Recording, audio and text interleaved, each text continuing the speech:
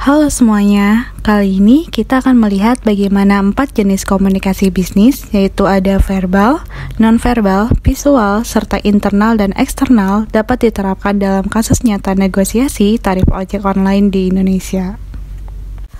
Belum lama ini, pemerintah Indonesia mengusulkan kenaikan tarif ojek online sebesar 8-15%. Usulan ini langsung jadi sorotan, karena menyangkut kesejahteraan jutaan mitra pengemudi dan juga kepentingan konsumen. Pernah nggak sih kalian bertanya-tanya bagaimana pemerintah, perusahaan aplikasi, dan pengemudi bisa mencapai kesepakatan dalam penentuan tarif ojek online?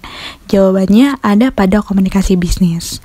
Nah, bayangkan nih kalian itu seorang pengemudi ojek online, biaya hidup naik, bensin mahal, tapi tarif tetap. Lalu pemerintah datang dengan usulan kenaikan tarif 8 hingga 15%.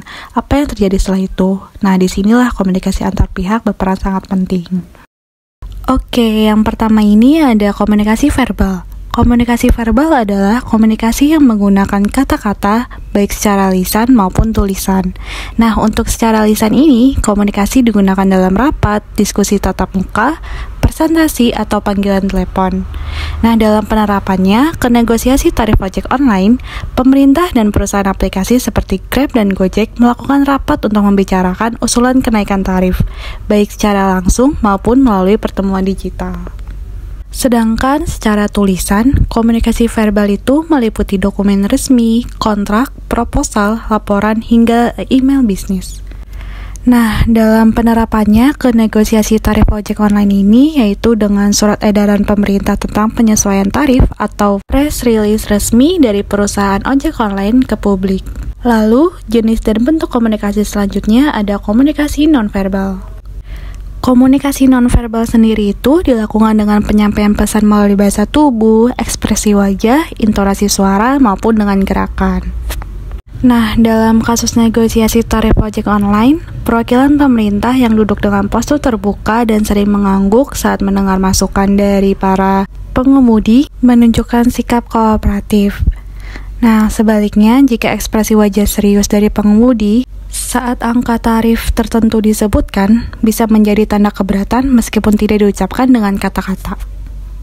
Nah, jenis dan bentuk komunikasi selanjutnya ini ada komunikasi visual, yaitu dengan menggunakan media grafis, diagram, tabel, infografis, maupun slide presentasi untuk memperjelas informasi yang kompleks.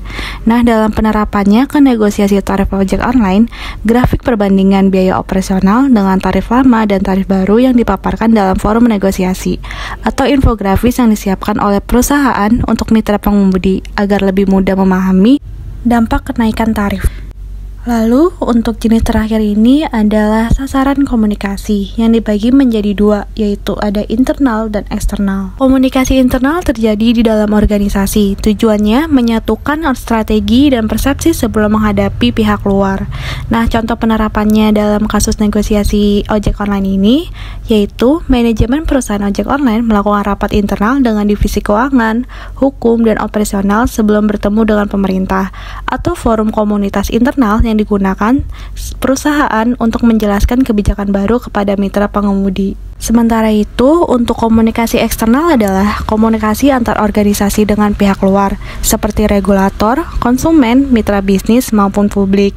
Nah, contohnya dalam kasus ojek online ini, pemerintah menyampaikan kebijakan tarif ojek online melalui media massa, agar diketahui publik secara luas. Sementara pemerintah ojek online mengadakan konferensi pers untuk menegaskan dukungan terhadap kebijakan pemerintah sekaligus menjaga reputasi perusahaan.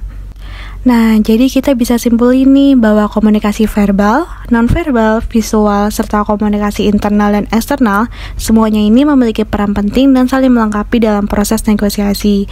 Dengan kombinasi yang tepat, kesepakatan bisa dicapai secara adil dan berkelanjutan.